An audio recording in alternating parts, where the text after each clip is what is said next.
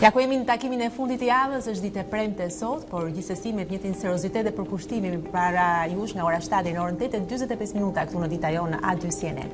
Mirëmëngjes nga unë Aurora Ninga. Mirëmëngjes nga unë Blendi Sala, i zonjë zotrim, mirë se keni ardhur në program çdo ditë nga hëna në të premte dhe sot në këtë finale të javës ne kemi këto tema e tituj për ju.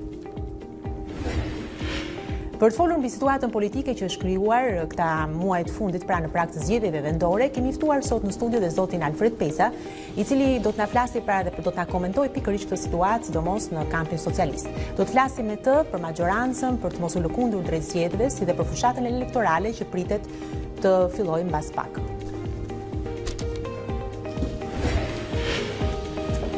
Dorian Kodra, producenti i politikës në A2 CNN, vjen sot në program si çdo të premte për të folur për këtë javë politike. Do të diskutojmë me Dorin mbi letrën që kryeministri i shkroi kryetarit të opozitës, reagimin nga ana e kampit opozitar, letrën e dytë e gjithashtu pasaj letrën e zotit Lulzim Basha të botuar dje. Do flasim pak edhe për zhvillimet midis deklaratave që vijnë nga Gjermania, gjithçka pra sot këtu me Dorin. Sot me kritikun letrar Agim Baçi do të flasim për një ndër kryeveprat e letërsisë botërore. Do të kthehemi te klasikët francezë, të përfaqësuar nga Honoré de Balzac dhe kryevepra e tij Fajdexhiu Gobsek. Një roman rreth tradhtisë, pasionit dhe shpagimit të fajit, të cilin do t'ja u sugjerojmë sot në program bashkë me kritikun Agim Baçi. Tash edhe kopjen tënde të Fajdexhiu Gobsek. Mirë se keni ardhur në program për zonja e zotrin, do të flasim pak edhe për politikë sot dhe kemi një pyetje për ju e cila ka të bëjë me një zgjidhje të mundshme të kësaj krize, por dinamikat ndryshojnë me sa duket. E mbrëm ndërsa vendosim se cila do të ishte pyetja, vinë edhe këto deklarata nga Gjermania, CDU, CSU që thonë se mund të ketë një shtyrje të zgjedhjeve apo një sugjerim të paktën për ta menduar këtë gjë, kështu që gjërat ndryshojnë shpejt. Por po mendonim nëse do të ishte presidenti Meta ndoshta njëra ndër palët që do të ndihmonte në zgjidhjen e kësaj krize. E vërtet, dhe është kjo pyetja që ne kemi hedhur në Facebookun e A2 CNN sot, madje që mbrëm pas dite, në fakt për të marrë edhe opinionet e teleshikuesve, pra a mundet presidenti Meta të ndihmojë në zgjidhjen e krizës dhe nëse mund bëhet ai një faktor që mund të ul palët në tryezë, është kjo pyetja që kemi hedhur, duke parë edhe deklaratat e fundit të tij apo jo. Po, duke parë deklaratat e fundit të tij, po më shkruaj edhe diçka se janë disa shënjestra drejt presidentit Meta këtë radhë. Ishte zoti Rama i cili bënte disa herë thirrje përmes Twitterit, thoshte kur do të flas presidenti, ndërkohë që presidenti vetë ishte duke sulmuar reformën në drejtësi nga ana e tij, dhe po shikoja edhe zoti Evangel Dule nga ana e tij, nga ana e Twitterit, i bënte një sugjerim presidentit se duhet të shkrinte parlamentin për shkak se sipas Dules pra ky parlament ka humbur legitimitetin dhe presidenti duhet ta shkrijë fare e ta çojë vendin në zgjedhje. Kështu që ca i kërkojnë të mbrojtjen e zgjedhjeve, ca i kërkojnë që ta shkrijë parlamentin ç'do të bëjë presidenti. Po, dhe nga ana tjetër edhe ai vetë ka deklaruar që shikon gati të pamundur t'i uli palët në tryezë, sepse sipas tij asnjëra nuk heq dorë nga kërkesat e saj dhe duket sikur është një mision i pamundur, paktën për momentin sigurisht. Pra shikoni që situata politike bëhet mjaft interesante, paktën në këndvështrimin gazetares, sepse ka vërtet ngjarje thuajse të paparashikuara. Tavolina në presidencë janë të gjitha të umta, këta janë shumë të gjata. Natyrisht. Po shohim, ka dilema dhe probleme, por ju ç'mendoni, pra a mundet presidenti të ndihmojë për t'i dhënë një zgjidhje kësaj krize, cilën ai vetë e ka konsideruar se ka kosto të larta për vendin. Kjo është pyetja për ju, mund vini në Facebook, ndërveproni kështu me ne dhe me programin, do i lexojmë mendimet tuaja, zonja zotrin, sepse vlejnë. Patjetër. Mirë. Tani marrim qëndrojmë tek informacioni, tek politika dhe jo vetëm, sepse do të marrim fleshin e parë informativ. Si për herë na informon Erion Dushi, e kemi në studion e lajmeve dhe natyrisht themi mirëmëngjes. Mirëmëngjes Erion. Mirëmëngjes. Atëherë linja për ty. Faleminderit.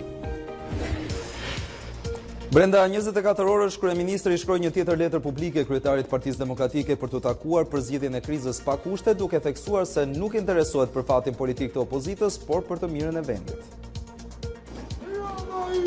E jani në dialog të arsyetojmë si njerëz me përgjegjësi të mëdha dhe t'i ballafaqojmë divergjencat tona të mëdha me forcën e arsyes, përpara se sa inercia rrugës së gabuar që keni marrë, t'ju ketë degdisur në esfeltin e irrelevancës politike me gjithë grupimin tuaj.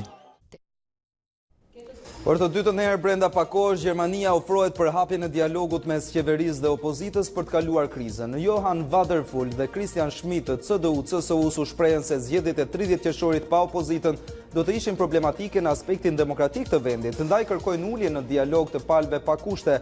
Nëse nuk ka dialog, tani ata rrezikohet që vendi të mbyllet dera drejt Evropës.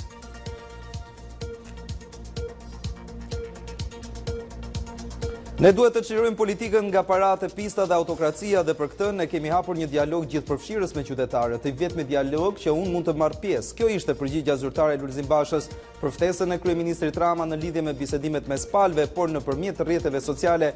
Kryedemokrati përshëndeti ndërmjetësimin e gjermanëve për zgjidhjen e krizës dhe në emër të opozitës së bashkuar konfirmon gatishmërinë për zgjedhje të lira dhe të ndershme dhe mirëpret angazhimin e Gjermanisë për zgjidhjen e krizës dhe hapjen e rrugës evropiane të Shqipërisë. Reagoi edhe kryeministri Rama për gjermanët po në rrjetet sociale, ku pati një falënderim për vetë ofrimin e tyre për të ndërmjetësuar krizën, por pavarësisht pranimit të dialogut, shefi i qeverisë nuk lëvizi nga data e zgjedhjeve e dekretuar nga presidenti Meta. Me 4 vota kundër dhe vetëm 1 pro, Komisioni Qendror i Zgjedhjeve nuk ja njohu Partisë Demokratike dhe Lëvizjes Socialiste për Integrim të drejtën për të dërguar antar pranë komisioneve zonale të administrimit zgjedhor.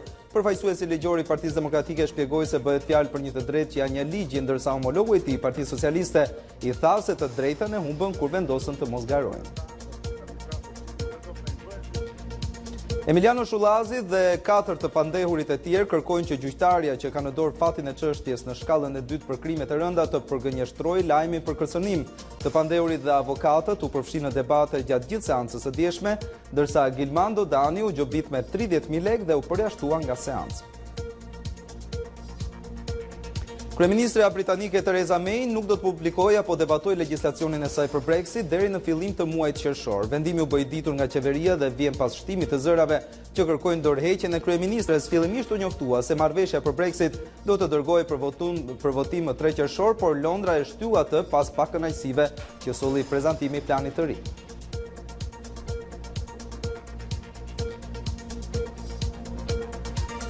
Kaq për këtë hapësirë të parë informative. Faleminderit për vëmendje dhe mirupafshim.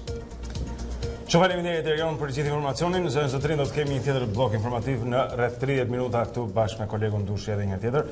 Mbas pak tani shkoja për t'u informuar mbi motin në shprak fundjavë. Njerëzit duan të dinë si do të jetë moti këtë të premte e gjithashtu për shtunën dhe të dielën për të bërë ato plane që na ishte nevojshme për këtë na ndihmon edhe Tanja Pora që është me ne sot në studio.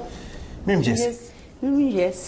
Mirës shikues të nderuar të audicionit, në fakt dita e sotme ka nisur me kthjellime dhe vranësira të pakta në zonat jugore dhe në qendër, megjithatë duke afruar orëve të mesditës, edhe në jug dhe në qendër do të zhvillohen vranësira të dëndura, ndërkohë në zonat veriore kemi vranësira të dëndura dhe shira të pakët.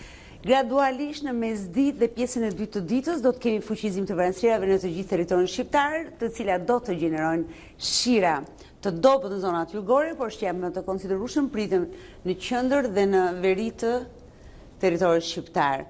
Vetmja zonë që mund të mbetet pa shira është vetëm ekstremi jugperëndimor, ku edhe pjesa e dytë të ditës vijon me kthjellime dhe me vranësira kalimtare. Për sa i përket temperaturave, ato qëndrojnë konstante në orët e mëngjesit të sotëm, duke ruajtur minimumin prej 5 apo 6 gradë, kjo në ekstremin verior të Shqipërisë. Ndërkohë në orët e mesditës kemi një rënje të lehtë të temperaturave, kjo si pasojë e vranësirave të dëndura dhe prezencës së rreshje pikërisht në orët e mesditës kur ne pritet të shënohet dhe maksimumi në territor. Ky është informacioni për ditën e sotme. Ndërkohë fundjava, dita e shtunë sjell përmirësim të motit, paqë që sonte gjatë natës ka përmirësim të motit në pjesën më të madhe, përjashtuar ekstremin verior ku do të vijojnë shira deri në mesnatë.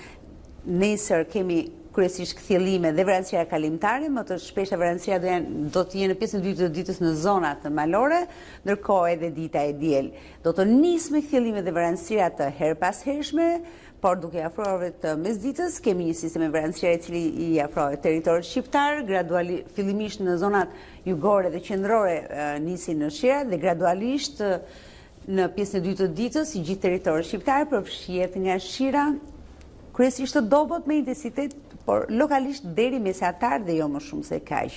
Temperaturat në fundjavë do të rriten, ndjeshëm kryesisht ditën e shtunë, priten temperatura maksimale mbi 27 gradë Celsius, ndërkohë është për të theksuar që gjatë orëve të mëngjesit të së shtunës, por edhe kryesisht të së dielës, kemi temperatura shumë të larta në të gjithë territorin shqiptar. Dhe edhe në zonat lindore presim minimumet të jenë nga 8 në 11 gradë Celsius, ndërkohë deri në 17 gradë Celsius priten minimumet e së dielës në vijën bregdetare. Ky është informacioni edhe për fundjavën. Shumë mirë, ndërkohë me Tani do të realizojmë mbase një tjetër lidhje, por shpresojmë të shikojmë mbase edhe jashtë studios Tanja për të kuptuar se vërtet çfarë do të ndodhi, ëh? Po patjetër, lidhjen e dytë? Do tentojmë. Unë mendoj që jo çdo të prindi, po tashmë me shpresin që moti po hapet, besoj që do ndroj studio, do ngrej një studion e motit në terren. Shumë mirë. Por jo çdo të premte që mos ta marrim atë. Jo çdo të prende, ndoshta sa herë më kur dhe premte. Po, pse jo, do të ishte kënaqësi të kishim edhe atje ku perceptohet tamam koha se si është edhe temperaturat e si ndjen. Pëlqen ata meteorologët amerikanë që egzageronin ndonjëherë kur kishte stuhi, nxjerrin edhe një person atje në që ti mund shikoje që palmat po arrinin tokën, në fakt po duhet edhe një njeri të përballonte gjithë erën atje. Ashtu do ta vendin motin shumë shpejt. Shpresoj mos ta kemi aq të keq. Po, shumë mirë. Faleminderit Tanja. Mirë, në rregull. Koha tani se sotrin të lëvizim për tek shikojmë një herë trafikun shumë shpejt në kryeqytet për një moment dhe pastaj do të shkojmë tek sporti. Real Kodeli është në studion tjetër duke na pritur për të parë të fundit pra që vin nga ajo botë. Zonja Sotrin, harta e Tiranës tani tregon se qarkullimi është përgjithsisht i lirë, ka disa vonesa, shikojmë rruga Tritan Hoxha është ngarkuar në dalje Tiranës edhe në hyrje, por çdomos në dalje, pra do të keni më shumë vonesa atje. Më mirë paraqitet Unazare me Teodor Kekon nga ana e saj, ndërkohë rruga e Kavajës jo keq, ka pak ngadalësim. Mbasi kalonin mbi kalimin e Unazës së re drejt kombinatit, do të shikonin pastaj se nga ata 2-3 semaforë atje, pra që është kthesa djathtas për Mysberisht, do të keni vonesa në atë rrugë. Shikojmë 21 dhjetori ka ngarkesën e zakonshme në këtë orë, pritje pak në semafor. Pra, rruga e Kavajës paraqitet mirë derisa arrin në sheshin Skënderbej, ku vonoheni diçka tek ka qenë një fotograf atje dikur. Para se shkosh tek Banka e Shqipërisë, pra është një pjesë. Gjithashtu mund të shikojmë se tek qendra spitalore universitare Nën Tereza ka vonesat e zakonshme. Kryqëzimi i Hoxha Tasim me rrugën Bardyl në Unaz pak nga dalësim atje dhe për ndryshe pastaj Tirana është lehtësisht e qarkullueshme, ka ende të gjelbër në të gjitha rrugët, pra tregon që makinat janë duke lëvizur me një shpejtësi të kënaqshme. Mos harro që është ora vetëm 7:12 minuta, kështu që kjo është arsye. Është vërtet, po. Do të shikojmë pak më vonë se si do të jetë vërtet. Mirë, tani lidhemi me Real Kodeli në studion e lajmeve për të marrë të parat e sportit që vinë në këtë mëngjes. Real, mirëmëngjes. Mirëmëngjes Aulona, mirëmëngjes Blendi. Do ta nisim me njëherë këtë hapësirë sportive me triumfin e Bylisit, që është kampioni i kategorisë së parë. Mallakastriotët fituan 3-1 me përmbysje në finalen e luajtur ndaj Vllaznisë në stadiumin Niko Dovana të Durrësit. Kthesa e madhe e Bylisit u regjistrua në pjesën e dytë të lojës me shkodranët që i kishin mbyllur 45 minutat e para në avantazh me golin e Ignat. Bej, Bajramaj dhe Ujka i dhuruan trofeun Bylisit që feston me të drejtë pasi pak ditë më parë kishte fituar edhe grupin B të kategorisë së parë. Stuttgarti, një prej emrave të mëdhenj të futbollit gjerman, rrezikon ta shohë veten në ligën e dytë. Golat e Genter dhe Mario Gomez nuk mjaftuan pasi ata barazuan 2-2 në shtëpi ndaj Unionit të Berlinit në ndeshjen e parë play-off për rënien nga kategoria. Stuttgartit nuk i mjaftoi as mbështetja e jashtëzakonshme e publikut, të cilët zhvilluan një marshim përpara ndeshjes duke dhuruar këto imazhe fantastike. Në takimin e kthimit që do të luhet të hënën, Union Berlini vazhdon të shpresojë se për herë të parë në histori do të ketë mundësinë të luajë në elitën e futbollit gjerman. Kaq për këtë hapësirë të parë me sportin. Blendi dhe Aulona, linja sërish për ju. Faleminderit Real, do takojmë sërish bashkë. Faleminderit. Dakor, mirë, ky ishte bloku i parë i tërë informacioneve në këtë mëngjes të ditës së premte, por gjithsesi duke qenë se data është 24 maj, është vetëm fillimi natyrisht. Le të hedhim pak vështrimin mbrapa për të kuptuar se cilat janë ngjarjet më të rëndësishme në këtë datë dhe më pas do të jemi së bashku për të klikuar edhe në faqet e para online apo jo. Klik, mas pak këtu me titujt Zonja Sotrin, tani ndjekim kalendarin. 1153 Malcolm IV bëhet mbreti i Skocisë. 1553 ndahet nga jeta Nikola Kopernik, një nga astronomët më të shuar evropian me teorinë e tij të lëvizjes së planeteve nëpër orbita rreth diellit. 1883 ura e Brooklyn në New York City hapet për trafikun. Për ndërtimin e saj u deshën 14 vite. Ura lidh ishullin Manhattan me bashkinë më të populluar të New Yorkut, Brooklyn. 1956 në Lugano të Zvicrës zhvillohet festivali i parë i këngës në Eurovision.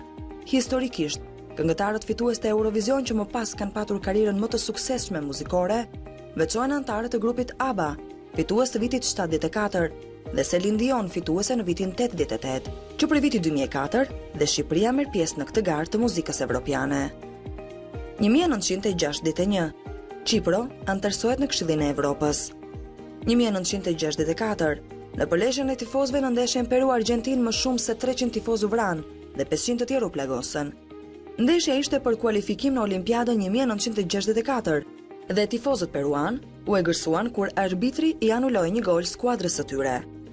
1992, u mbajtën zgjedhjet e para shumë partijake për Kuvendin e Kosovës dhe zgjedhjet presidenciale në Republikën e Kosovës.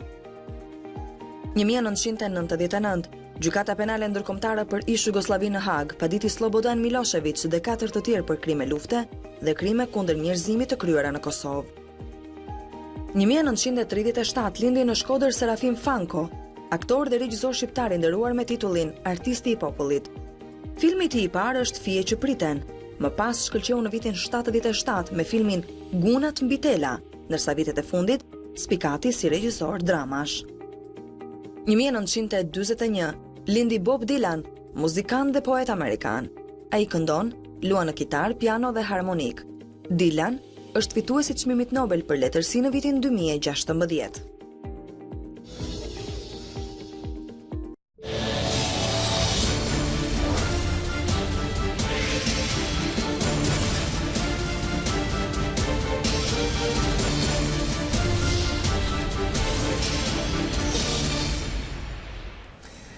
Kthehemi edhe një herë këtu në Dita Jonë në ekranin e A2 CNN. Mirë se keni ardhur që gjithë zonjën zotrinë shkolla tani t'ju informojmë mbi disa prej titujve që do të gjeni në mediat online në këto momente, duke nisur me faqen e televizionit ton, është a2cnn.com. Po ja ku e kemi është a2cnn.com dhe në qendër të vëmendjes deklarata e CDU-CSU-s, ku Basha ka deklaruar ndër të tjera mirëpres angazhimin e Gjermanisë për zgjidhjen e krizës. CDU-CSU deklarat për krizën politike në Shqipëri sugjeron shtyrjen e zgjedhjeve. Rama reagon të kësaj deklarate dakord për dialog, por 30 qershori jo në dorën time. Por ndër të tjera mund të lexoni nga diplomati Agim Nesho, i cili ka qenë i ftuar mbrëm përballë Endri Xhafos, ndër të tjera i ka thënë protestat s'janë për mua, por në 30 qershor nuk do të votoj. Ndër të tjera, pra mund të lexoni deklarata e Metës ndaj Euralius Nesho dinjitoze për një shtet. Reforma në drejtësi, ai gjithashtu ka deklaruar retorika politike e dëmton, por mund të lexoni gjithashtu zjarr në garazh në Tiranë, digjet automjeti dhe ndryshimet në matur, më pak provime, më shumë pyetje dhe penalitete. Por ndër të tjera, mund të lexoni sërish rikthehemi politikës, ish ministrja e Macron, negociatat nuk hapen, Franca nuk ka ndryshuar qëndrim. Çështja e Shullazit, të pandeurit rebelohen në sallë, kërkojnë vetting për gjyqtaren. Dhe nga sporti, Byllësi kampioni kategorisë parë, poshtë Vllaznin në finale, dhe si shikoni mund të gjeni edhe të tjera informacione interesante dhe fragmente nga emisionet dhe nga edicionet e lajmeve të transmetuar mbrëm në A2 CNN. Dhe mund të gjeni pra në faqen ton a2cnn.com. Por ne vazhdojmë më tej. Shumë mirë, do të shkojmë në një tjetër media, tani është koha për panoramën, që kemi disa prej titujve kryesor tek kjo gazetë në këto çaste. Berisha hap dosjet. Pse Thaçi është targati i Serbisë, ju tregoj arrestimin, është titulli i parë që gjejmë në këtë gazetë. Ndërkohë, video politika në Shqipëri, një rrugtim i vështirë përmes krizash, 60 marrëveshje politike, 20 të shkruara në 30 vjet. Pra një retrospekt i gjithë ulje ngritjeve politike këtu tek ne. Këtu Rama po pi drog. Berisha publikon fotot e kryeministrit, interesi i jashtëzakonshëm nga publiku. Është çfarë ai ka shfaqur dje pra në televizion, është Sali Berisha që ka qenë në intervistë tek Fevziu. Letrat e Ramës, Duma i shikoi të dëshpëruar, një kryeministër nuk dërgon letra, por vepron. Ndërkohë, qëndrimet e ambasadorit Borshart, Berisha zbulon kërkesën e opozitës për OSBE-n dhe komenton protestën tek shtëpia e tij. Mirë, ecim më tej me një tjetër media, shikojmë se cilët janë disa prej titujve kryesor në gazetën Mapo në këtë çast. Po ja ku e kemi Mapo dhe faqen e saj kryesore, Lubonja, Rama s'do dialog, po justifikohet para ndërkombëtarëve. Berisha rrezikohet për plasja civile, zemërimi është i madh. Pra janë deklaratat e kryeministrit mbrëm në Opinion. Kur në jetën time s'kam njohur një të dytë si Edi Rama, ka deklaruar ai. Ecim më tej, mund të lexojmë sërish në Mapo, Schmidt dhe Wadenful, kush janë dy gjermanët që po marrin në dorë krizën. Zyrtari i lartë shqiptar humbi jetën në aksident, detaje të reja pra në lidhje me aksidentin e ndodhur në Rumani dhe kriza politike Basha mirëpres angazhimin e gjermanëve, por ndër të tjera në Mapo mund të lexoni.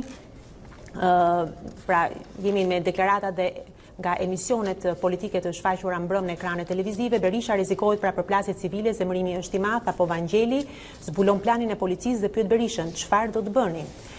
Mund të lexoni gjithashtu nga Berisha, kur në jetën time s'kam njohur një të dytë si Edi Rama, apo miratohet ligji që njerëzit të kthehen në pleh. Është ky një shkrim interesant që vjen në Mapo këtë mëngjes, dhe meta politikanëve në Ramazan s'ka vend për arrogancë dhe kokforci. Këto dhe të tjera mund t'i gjeni pra duke klikuar në faqen kryesore të Mapos online këtë mëngjes. Ecim më tej ndërkohë. Shumë mirë, do të shkojmë në tutje, do të shikojmë edhe disa prej titujve që janë në qendër tek Java News në këto çaste. Ish kancelari gjerman ja thot Vučić në sy. NATO e sulmoi Serbin pasi pa gjendjen në Kosovë. Ndërkohë, CDU-CSU Rama, se kemi në dorë datën e zgjedhjeve. Basha, presim angazhimin tuaj. Ndërkohë, Basha nga Vora, duhet dialog kombëtar që e vendos populli përmes një senati. Ndërkohë, operacionin në Itali, 2 shqiptar kapen me 130.000 euro, kokainë dhe armë. Ish ministri gjerman, mazhoranca ndryshohet vetëm me zgjedhje. Berisha lëshon parruda për shkatrim. Basha i përgjigjet Ramës, unë dialogoj vetëm me qytetarët, jep dorëheqje. Rama sërish letër Bashës, mos e udhishni PD-n drejt humnerës. Shqiptarët nuk janë pa vetdije. Këto janë disa prej titujve kryesor tek Java News, ne do të shkojmë më tutje në një tjetër media. Po, ecim më tej ndërkohë dhe klikojmë tek shqiptarja.com në këtë mëngjes për të parë titulli i saj kryesor. Basha jep hapin e parë drejt dialogut me Ramën. Mirpres angazhimin e Gjermanisë. CDU-CSU politikës dialog pa përjashtuar asnjë temë. Letra e dytë publike e Ramës dhe përgjigja e Bashës, dhe kemi reagimin e zonjës Kuremati, dialog me shqiptarët dhe me partitë politike. Por ndër të tjera mund të lexoni letra e dytë për asnjë lëkundi nga 30 qershori, Rama Bashës, rënimi juaj o guri mirë, por tani duhet të ktheheni në rrugë. Ecim më tej, Astmer Bilali dhe antarja e grupit Dokle u kapën me telefona, gjykata i mbyll në burg. Mund të lexoni gjithashtu shtullunga Tymi mbulojnë stadiumin Arena Kombëtare, digjen mbeturinat në kazanin ngjitur, por që natyrisht pa asnjë lloj problemi. Protestat e së shtunës, godina e qeverisë rrethohet me gardh metalik. Mund të lexoni gjithashtu çfarë ndodh një nënë pas lindjes, është ky një vëzhgim që vjen në këtë të përditshme, të cilat janë më të rrezikuar për të kaluar në depresion. I ndodh edhe meshkujve, pra thot psikiatra Ariana Areli, pra në këtë intervistë që mund ta gjeni në faqen kryesore pra të shqiptarja.com. Pra, këto janë pak a shumë titujt, por lexojmë të fundit nga politika. Meta dhe Kryemadhi shitën 8 shtëpi, gruaja e Bashës 55.000 euro në vit, si ka ndryshuar pasuria e Ramës. Pra, besoj që ky do të jetë një shkrim që do të ngjallë mjaft interes tek lexuesit, dhe fundit presidenti Meta apel politikës reflektoni në këtë vend, në këtë muaj pra të shenjtë nuk ka vend për krenari. Këto dhe të tjera mund t'i gjeni pra në faqen online të ishim tek shqiptarja.com, mos gabet po. Ecim më tej ndërkohë. Shumë mirë, do të shkojmë tutje zënë zotrin, tani do të shikojmë disa prej titujve që janë tek Monitor, sot në mëngjes Monitori përqendruar në ekonomi dhe biznes. Ekonomia e mbijetesës, 56% e shqiptarëve të vetpunësuar ose punëtor në biznesin e familjes. Kjo përqindje është më e larta në Evropë, është çfarë njofton Monitor sot. Ndërkohë, lexojmë bllokohet Shëngjini, rreth 30.000 turistë nga Evropa për festivalin e muzikës. Një tjetër titull, monitorim tregu të sigurimeve deri në shkurt të 2020-s. AK është autoriteti i konkurrencës. Sa i kanë respektuar kushtet kompanitë, është çfarë lexojmë atje. Tatimet mbledhin 7.6 miliard lek borxhe në 4 muajt e parë të vitit, një rritje prej 41% pra shënohet në këtë aspekt. Ndërkohë lexojmë se ministri Adenaj në parlament thot trajtimi financiar shtesë për minatorët, naftëtarët dhe metalurgët pra, dhe sqarojnë detajet e këtyre dënave tek Monitori sot. Ndërkohë, firmat shqiptare të diplomuara në shkenca në nivelet më të larta botërore. Edhe ky një lajm i mirë pra nga shqiptarë, komplimenta zonja. Shumë mirë, ecim më tej. Vazhdojmë. Jemi tek koha.net, pra lexojmë edhe ngjarje që vijnë nga Kosova. Ndërkohë, një person i lënduar rënd nga therrja në Pej arrestohet i dyshuari. Pra është ky një lajm që vjen në koha.net këtë mëngjes. Qindra e mijëra shqiptar marrin pjesë në zgjedhjet e Bashkimit Evropian. Rama e prokuroria e dërgoi në Ferizaj lëndën e fajdeve për ta zhvlerësuar. Mund të lexoni gjithashtu thellohet afera e fajdeve, pra është një vëzhgim që vjen në koha.net këtë mëngjes. Ndër të tjera mund të lexoni rrëfimi i plot i Kadri Rexhepit me pretendimin se u mashtrua nga Hashimi e Dalladaku.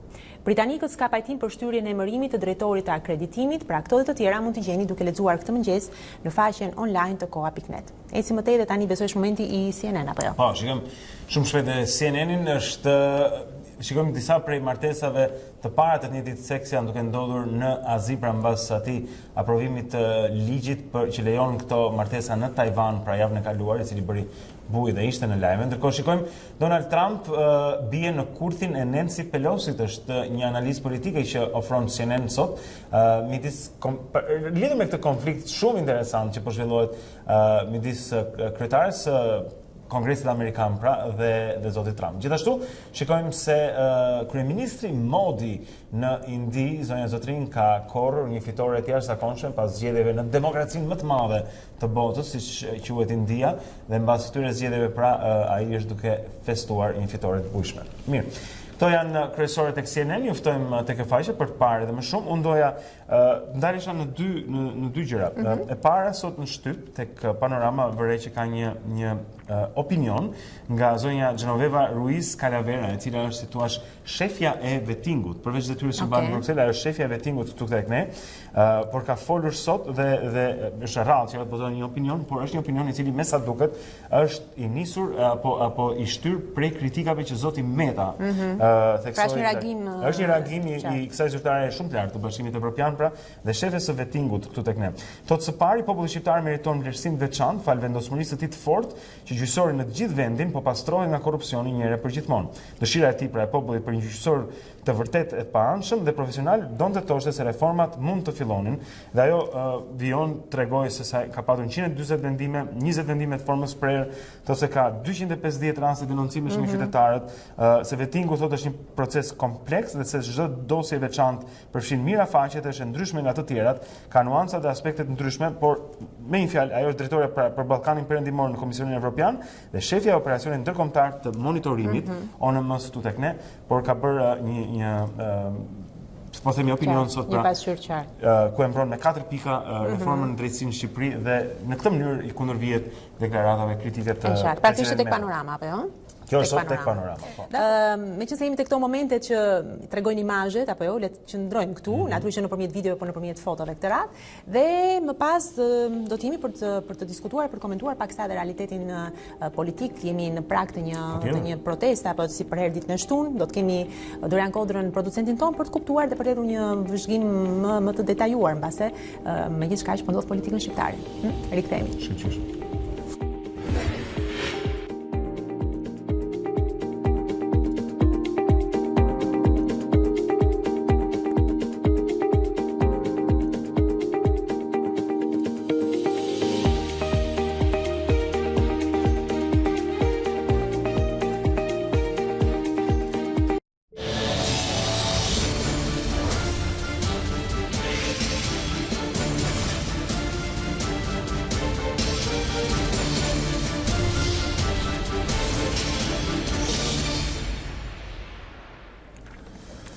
Sërish së bashku në A2 CNN në Dita Jonë, jemi drejt për drejt, jemi live dhe është momenti tani për të komentuar paksa dhe ngjarjet dhe realitetin politik, duke qenë se jemi përpara edhe protestës së deklaruar tani nga opozita si një nga më të mëdhajat si për herë, por që gjithsesi ka shumë për të pritur duke patur parasysh edhe protestën e fundit. Po ne të premte bëjmë një, po themi edhe një përmbledhje të ngjarjeve që ndodhen këtë javë për të na ndihmuar edhe producenti këtu i A2 CNN Dorian Kodra. Dori, mirëmëngjes. Mund të para se të fillojmë po themi me disa nga temat që kemi këtu. Mund ta përshkruajmë se si ndryshoi kjo javë nga e hëna deri të premten për çfarë ishte që ndodhi e re dhe ndryshoi këtë situatë këtu tek ne? Pa diskutim, ndërmjetësimi i gjermanëve, propozimi i Christian Schmidt dhe Johan Vadefule, dy zyrtarë të lartë Bundestagut dhe të grupit parlamentar CDU-CSU-s, i ka dhënë mund quhet një kthes, një pikë kthese në të gjithë të situatë konfliktuale ku kemi qenë deri më tani. Ke fjalën për ofertën e tyre të parë nga fillimi i javës që thanë që ne jemi të gatshëm të ndërmjetësojmë. Le të themi që mesazhi i dieshëm në emër të grupit dhe përgjigjja menjëhershme për propozimi për shtyrjen e zgjedhjeve dhe përgjigjja menjëhershme nga kreu i PD-s Lulzim Basha që e pranoi menjëherë ndërmjetësimin e tyre dhe le të themi ulën në tryezë me kryeministrin Rama për fillimin e dialogut dhe përgjigja gjithashtu e zotit Rama i cili gjithsesi e ruajti atë pikën e 30 qershorit pa lëvizur nga pozicioni, gjithsesi është një pikë these në gjithë të situatë konfliktuale ku kemi qenë gjatë këtyre 3 muajve të fundit. Mund të themi se përveç kësaj kanë qenë dhe 2 letrat dhe 3 letrat publik, letra virtuale, sepse korrespondencë, po sigurisht. Si mund ju buzëqeshin tani dhe realisht ka pasur disa pika, nëse mund të them, për qeshur te këto letra, pavarësisht tonit ironik me cilin dhe tekstit me ngjyra thumbuese që kryeministri Rama kishte shijuar për mendimin tim kur e ka shkruar dhe më pas rilexuar atë duke. Megjithatë më bënte për të qeshur aty citimi e folura në emër të demokracisë nga kryeministri i Shqipërisë. Sepse jetojmë në një vend ku vërtet Rama është në krye të sistemit, një vend me një parlament fasad, ku pritet të bëhen disa zgjedhje fars, komplet fars dhe ku na kujtojnë kohët e monizmit. Dhe pikërisht ky kryeministër i këtij vendi flet në emër të vlerave të demokracisë, ose kur i referoi ligjit. I kujtonte Lulzim Bashës ligjin, ndërkohë që jetojmë në një vend ku prej 2 vitesh s'ka gjykatë kushtetuese dhe prej shumë kohë s'ka gjykatë të lartë. Ndërkohë që për të qeshur, nëse mund të themi kështu, tek përgjigja e Lulzim Bashës, ai i kujtonte kryeministrit 20 arsye pse duhet kishte dhënë dorëheqjen Edi Rama dhe prej muajsh tashmë flet se si nuk do të ketë dialog me këtë kryeministër kur që ditën e nesërme, pra dje, pranoi të ulet me të tryezë me ndërmjetësimin e gjermanëve. Megjithatë, Dori, pavarësisht letrat mund të interpretohen natyrisht sipas këndvështrimit të secilit, por që në fundit letra mbyllet hajde flasim. Besoj që kjo është dhe gjëja më e rëndësishme, pra hidhet një lloj hapi, apo jo. Paktën kemi një reagim ose kemi një moment për të reaguar pra nga kryeministri Rama. Duhet marrë kjo ftesë nga Lulzim Basha, si mendon? Duhet kapur ky moment? Unë besoj se nisëm për të shkruar një letër publike, ishte më shumë një lojë për ta vënë Lulzim Bashën në shpatulla pasur. Ama ishte ajo ftesa, hajde flasim. Kjo është e rëndësishme besoj. Kjo bën gjithmonë, por luhet pastaj me një lojë publike. Nëse do ta keni vënë erdhi pas një deklarate të presidentit Meta, i cili tha unë nuk kam çfarë të bëj këtyre 2 politikanëve, sepse janë të 2, njëri flet për histori suksesi në 30 qershor, tjetri paralajmëron për plasje etj, do të dalin në rrugë siç ka bërë. Dhe kjo i vuri edhe Bashën, edhe Ramën në 2 pozicione negative që asnjë politikan nuk do të dëshironte. Edhe kryeministri Rama duke bërë këto letra publike, duke ulur tonet publikisht, pa çka se me ironi, me thumba etj, siç ka mënyrën e tij të daljes publik. Le të themi që doli nga ky pozicioni ku e vuri presidenti Meta si një kokë e nxehtë e politikës shqiptare, duke kërkuar dialog, bashkëpunim, më shumë ishte një lojë pra për publikun se sa një ftesë reale për të ulur. Është vërtet. Ndërkohë, gjatë kësaj jave, sepse kjo është edhe gjëja tjetër, gjatë kësaj jave kishim edhe paralajmërimin pra të një tjetër proteste. Kjo është e ditës së nesërme. Si mendon se do të jetë protesta e nesërme krahasuar me atë të shtunës kur pati Molotov, po e quajmë. Do të ketë një përsëritje të atyre apo e shikon ndryshe kësaj radhe? Të drejtën deri dje para se të vinte propozimi zyrtar nga CDU-CSU-ja, përgjigja pozitive e Bashës, përgjigja pozitive e Ramës për të ulur në tryezë dialogu, mendoja se protesta 25 maj do të ishte akoma më ashpër se ajo e javës që kaloi. Ishte vetë përshkallëzimi i situatës, vetë pozicionimi në cep të ringut të opozitës, në presion ndërkombëtar të madh, në presionin e gjithë zhvillimeve më të fundit që e bën atë, siç kemi folur më parë, të shpërthejë, të kundërpërgjigjet sa më fort.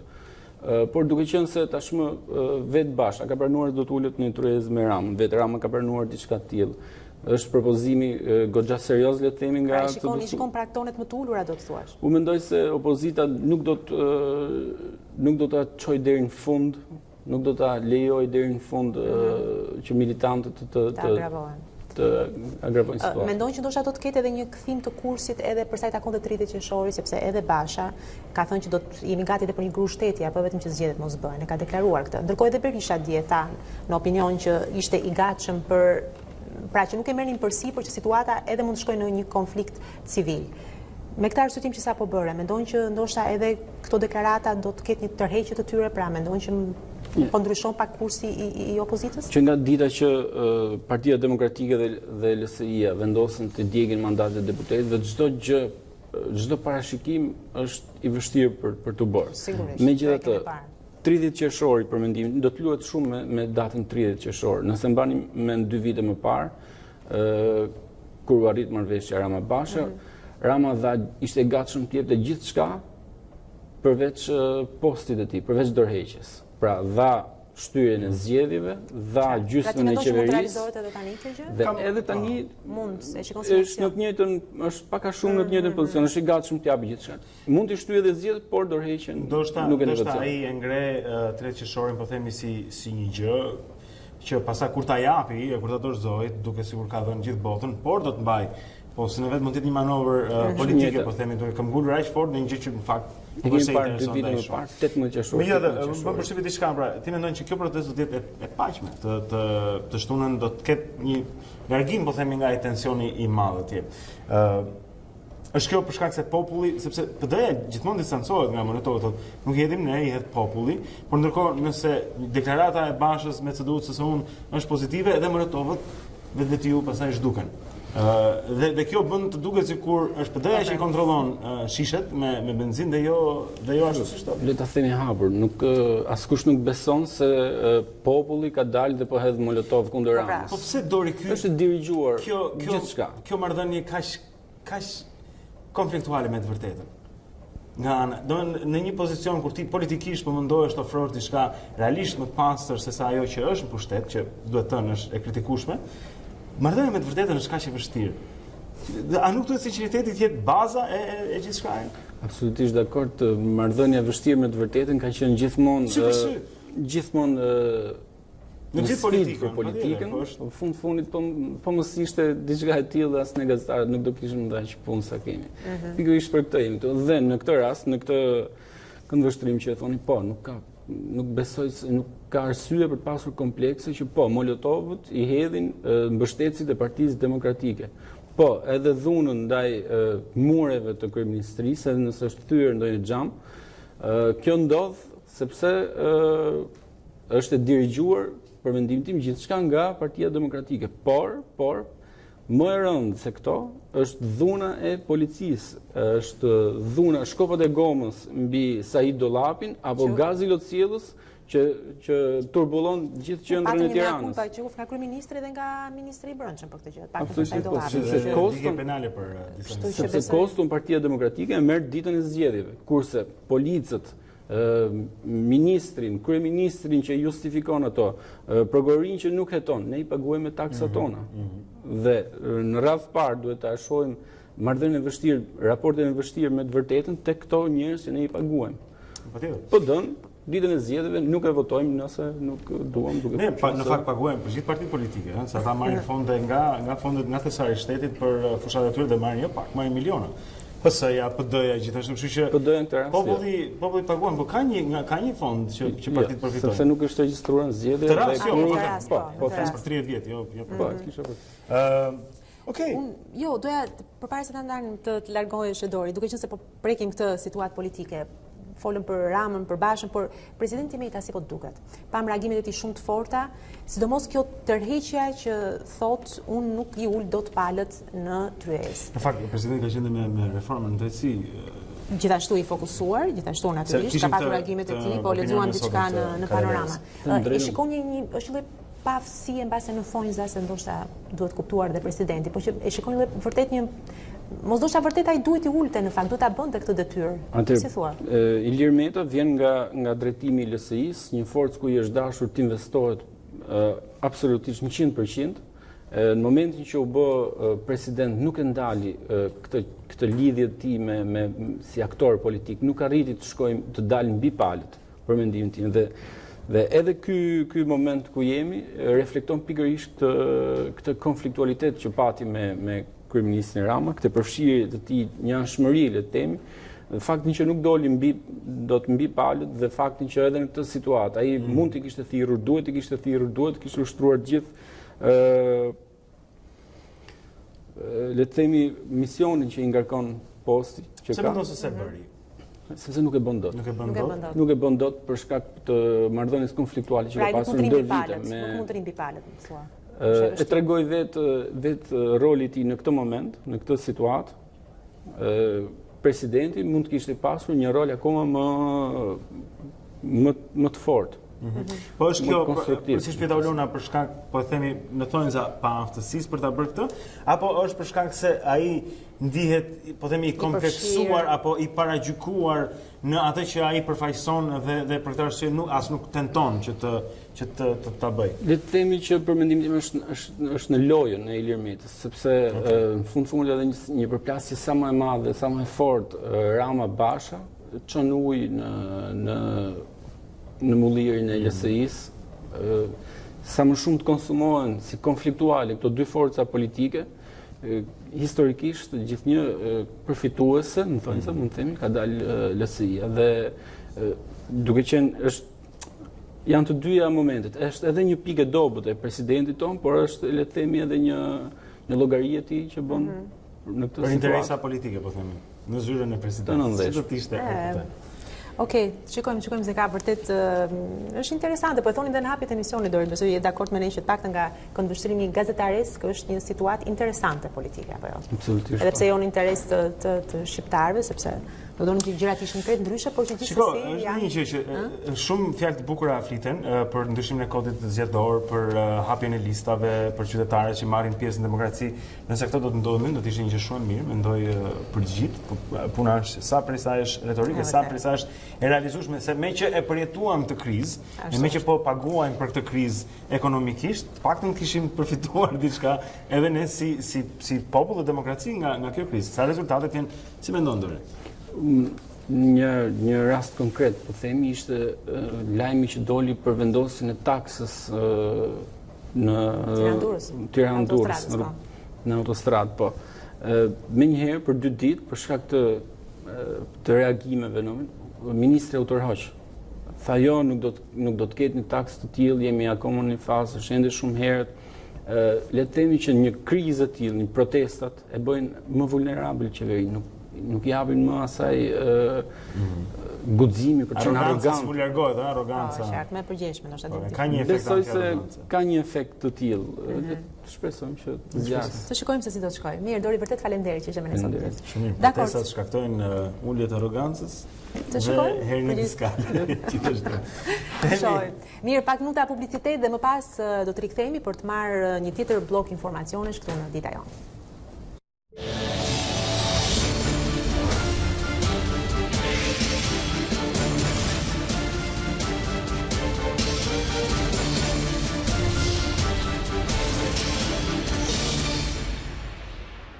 Në Dita Jonë në ekranin e A2CNN, zonë zotrin tani për të lidhur pak me redaksinë e lajmeve, aty ku kemi kolegun tonë Erion Dushi, i cili do të na japi fleshin e dytë informativ për të sot me ku është. Erion, mirëmëngjes edhe një herë tjetër. Mirëmëngjes së dyti dhe faleminderit. Nuk do të lejojmë zgjedhje me krimin më 30 qershor. Me këtë mesazh kreu i demokratëve Lulzim Basha ju drejtua mbështetësve të tij në Vorë, të cilëve ju premtoi se dialog me Edi Ramën kryeministër nuk do të ketë. Ndaj na duhet dhe do të kemi një dialog kombëtar me gjithë ju vëllezër e motra, me gjithë shqiptarët, për të vendosur së bashku jo thjesht largimin e Edi Ramës, sepse largimi i Edi Ramës është parakusht i panegociueshëm për hapjen e dialogut politik. Por përmes një dialogu gjithëpërfshirës kombëtar, që ju të keni mundësinë përmes zërit tuaj dhe votës tuaj, të vendosni për një sistem elektoral që ju përfaqëson ju, qoftë ky një majoritar me 100 deputet zgjedhur drejt për drejt nga ju që ju përfaqësojnë ju.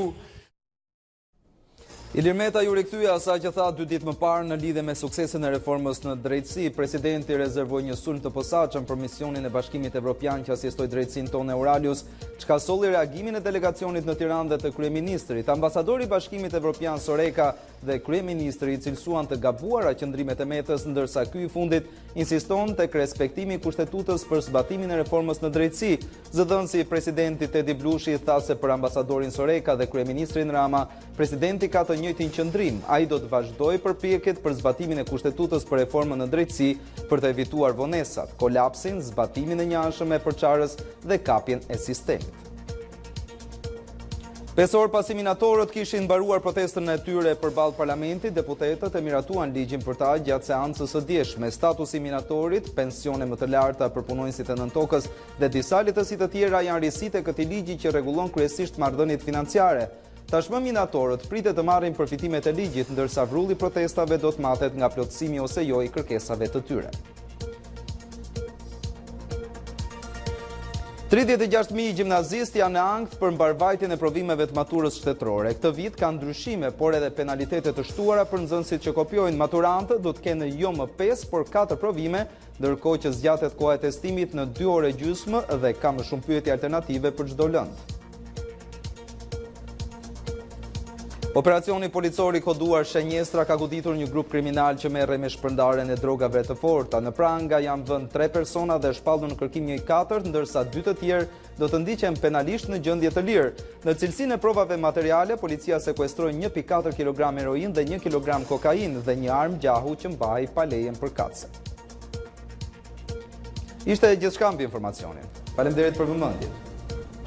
Faleminderit Erion për informacionet që na dhe. Mirë, tani është momenti të marrim një tjetër informacion të rëndësishëm. Po, është fort i rëndësishëm zonë zotërinë, sepse ka të bëjë me motin, ka të bëjë me fundjavën gjithashtu dhe ne për këtë arsye kemi Tanja Porjan këtë të premte jashtë studios për ta marrë situatë të informacion. Ja ku e kemi Tanjën. Edhe me pamjen përkatëse. Tanja, mirëmëngjes. Mirëmëngjes edhe një herë tjetër në këtë lidhje të drejtë për drejtë. Jo, tash mirëmëngjes prej vërteti dhe nuk vim në studiot e adyshit me gjithë kushet komode në Ava Center. Kam ngritur studion e motit këtu sot e tutje. Të kemi vërtet zili në këtë moment Tanja. Gjithsesi, duke qenë se je aty jashtë në natyrë duke shijuar temperaturat e këtij mëngjesi, nëse mund ta thuash diçka edhe një herë tjetër për ata që janë lidhur tani me emisionin ton, pra se si paraqitet situata në këtë ditë dhe çfarë presim në fundjavë.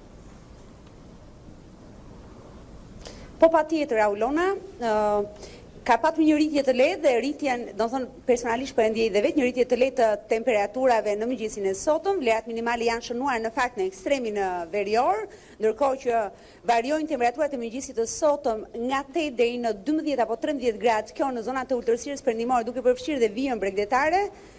Por në mesditë presim që të ketë fuqizim të vranësira në pjesën më të madhe të territorit. Edhe ky mëngjes, siç e shohim, është me kthjellime të pakta dhe kryesisht vranësira, këto në zonat qendrore dhe në veri, ndërkohë pak kushte më të këndshme do ka zona jugore deri në orët e mesditës. Megjithatë, në mesditë dhe në vijim presim fuqizim të vranësira në të gjithë territorin shqiptar, presim shira të dobët deri mesatar në zonat veriore dhe në qendër dhe më pak shira do kemi në jug perëndim. Nëse në herën e parë me shikuesit aty CNN mund të hash që përjashtohet vetëm jug perëndimi, jo me rifreskimin e informacionit, shanset janë që në asnjë zonë të Shqipërisë të mos mungojë shiu gjatë pjesës së dytë të ditës së sotme, megjithatë kjo është kalimtare. Pasi sonte në orët e vona të pasdites kemi një përmirësim të kushteve të motit, fillimisht në zonat jugore dhe më pas gradualisht në qendër. Ndërsa veriu mbetet me shira, por të dobët në orët e natës, deri në mesnatë në fakt dhe deri orët e para, deri në ora 2 apo 3 pas mesnatës, e shtuna sjell kthjellime dhe vranësira në të gjithë territorin shqiptar, ndonjë shi të izoluar do të kemi në zonat veriore, kryesisht verilindja në fakt, do vijojë shtuna kryesisht me kthjellime dhe me vranësira, por të her pas hershme, ndërsa këto kushte na shoqërojnë deri para ditën e së dielës. Në mesditë kemi një shtim të vranësirave në të gjithë territorin dhe nëse mund të thashë do kemi shire në të gjithë territorin. Pasditja e së dielës sjell shira vetëm në zona të izoluara të territorit shqiptar dhe shira të përkohshëm, pra edhe dita e diel, parashikoj që të jetë me kthjellime dhe vranësira dhe shira të përkohshëm në zona të izoluara dhe jo në të gjithë territorin shqiptar.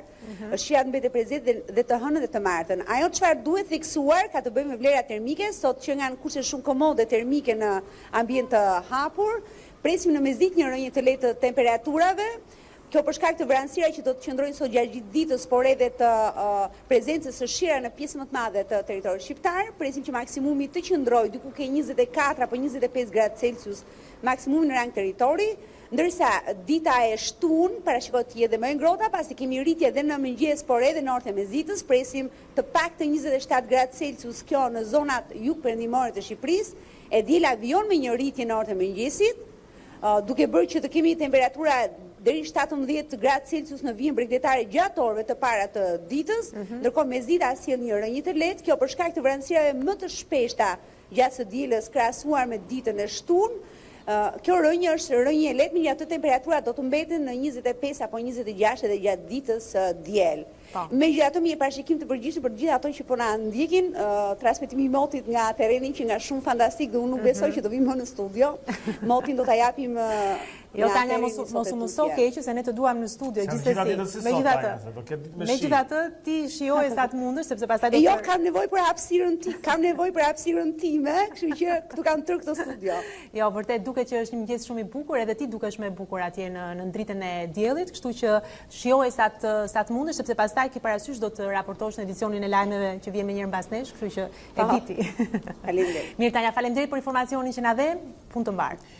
Shumë do të shkojmë më tutje tani zonën Zotrin këtu në A2CNN për të parë edhe se si do të jetë trafiku në këto momente. Shikojmë hartën e Tiranës të ofruar nga Google, shikojmë që ka ngarkesa nuk e daq keq sa në ditë të tjera, kemi parë edhe më shumë ngarkese. Sa sot megjithatë rruga Teodor Keko, Unanza e Re, ka ngarkesë të paktën deri në mes të saj ku ka edhe semaforin kryesor dhe kthesën kryesore për Nysberisht. Pastaj shikojmë se Dritan Hoxha është ngarkuar në të dyja krahat e saj. Kjo ngarkon edhe rrugën Lord Byron që çon tek Spitali Ushtarak, gjithashtu e ngarkuar është Don Bosco për një pjesë të mirë të saj, ndërsa tenton të dalin Unaz, pra ka vonesa në atë segment. Shikojmë që Unaza nga ana e vet është e ngarkuar në të dy krahat e rreth rrotullimit të Zogut Zi, por sidomos ngjitja drejt tregut industrial, pra si thua nga Zogu i Zi deri tek kryqëzimi i Unazës me rrugën Siri Kodra, mbasi keni kaluar dhe stacionin e trenit, do të jetë ngarkuar dhe i ngadalt në të dyja drejtimet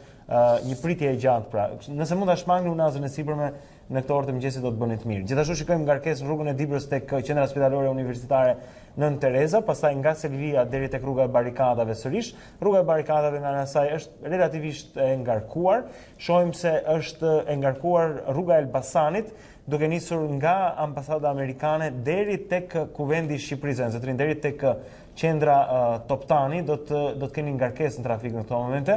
Shikojmë gjithashtu kryqëzimi i rrugës Bardyl me Hoxha Tasim është i ngarkuar. Unaza e poshtme jo aq keq sa në ditë të tjera, është më e manovrueshme, kështu që jo keq. Pra ky ishte duke e krahasuar gjithmonë me një të premte tjetër, pra, po ka ngarkesë në këto momente. Mirë, normale. Mirë, përpara se të kalojmë tek Eraldi, do doja meqense kemi hedhur një pyetje në Facebook, e kujtojmë gjithsesi, pra mundet presidenti Meta të ndihmojë në zgjidhjen e krizës? Kanë ardhur komente, për shembull Blendi thotë po edhe jo. Një Blendi tjetër. Është Blendi pa në këtë rast, që ti je okay. Ndërkohë Blendi po ke drejt. Ndërkohë Leo thotë Meta, për mendimin tim do të ikë vet nga presidenti së shpejti, kështu që lëreni të bëj si të bëj. Ndërkohë që Petriti thotë presidenti i shtetit shqiptar është një organ kompetenci dhe fuqi plot për ta zgjidhur këtë ngërç politik, prandaj ai ka për detyrë pra të ulit të dyja palët në një marrëveshje. Pra është ky opinioni pak a shumë që vjen nga teleshikuesit.